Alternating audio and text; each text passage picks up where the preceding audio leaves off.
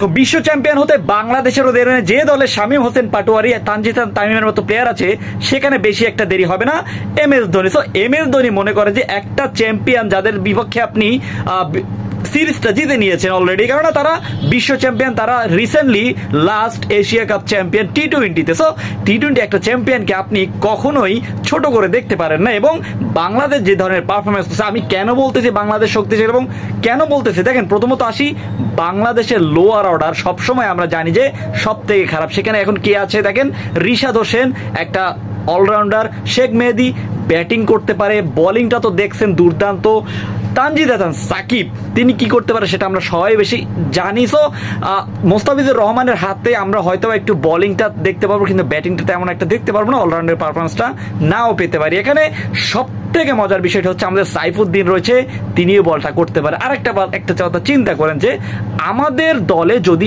আলিসাল ইসলাম তিনি যোগ দেয়, একটাবার চিন্তা করেন তো কতটা ভয়ঙ্কর দল নিয়ে হয়তোবা আমরা এশিয়া কাপটা খেলতে পারবো।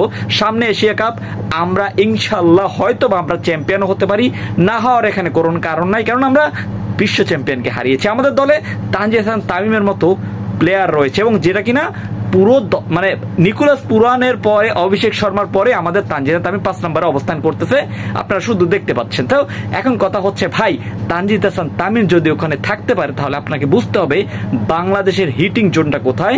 আপনার তানজিদ এবং ইমনকে একটু সুযোগ দিতে হবে। আরো কোনো ওপেনারকে চান কিনা একটু কমেন্ট করে জানিয়ে দেন তো। আমি এখানে নুরুল হাসান সোহানকে চাইবো, কেননা তার রিসেন্ট পারফরমেন্স ভালো।